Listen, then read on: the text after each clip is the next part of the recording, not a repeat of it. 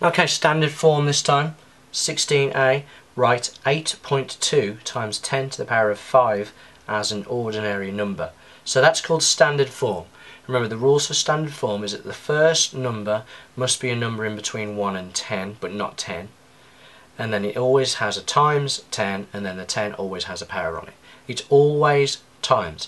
Even when you're using standard form to represent a small number, it still says times 10, it's just that that power there will be negative. So if I'm going to write that as an ordinary number, basically we just need to work out what that is. So it's 8.2 times 10, 5 times. So the best thing to do really is to, if I write 8 and 2, now you know the points there, so if I times it by 10 once, it will go to there and give us 82. Times it by 10 again, you get 820, that's the second time. Third time, fourth time, fifth time.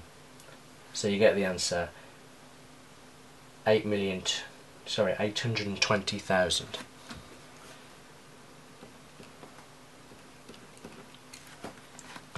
Part B, write 0.000376 in standard form. So standard form like this. Now it's a small number. We're going to take this part here that gives us 3.76, times it by 10, and the power is going to be, now how far have we moved it basically, and it's gone from here to here, so it's going 1, 2, 3, 4. Now remember that because it's a small number, it's going to be a minus 4.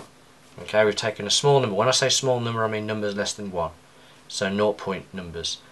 If it's a 0 point number, it's going to have a negative index.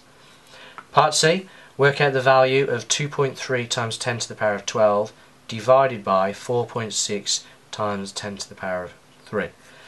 Give your answer in standard form. Now the way we do that is first we'll divide the main numbers, so 2.3 and 4.6.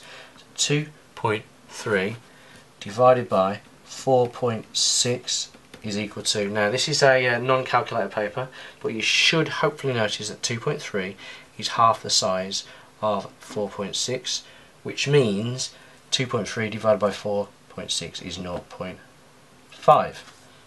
Now the powers part, the powers of 10, you've got 10 to the power of 12 divided by 10 to the power of 3. 10 to the power of 12 divided by 10 to the power of 3. Remember the rule is here that you are going to subtract the powers. So 12 take away 3 is 9, so it's 10 to the power of 9. Now if you put that together, you get 0.5 times 10 to the power of 9.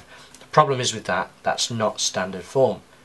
Reason being, that first number is not in between 1 and 10, it's 0.5. So what we need to do, now let's just take a look at this quickly. You've got 0.5 and then it says times by 10, 9 times basically. So what we're going to do, we're going to take 0.5 and we're going to actually multiply it by 10 to get 5. That means you don't need to multiply it by 10 9 times anymore. You can do it 1 times less, which is 8. So the answer is 5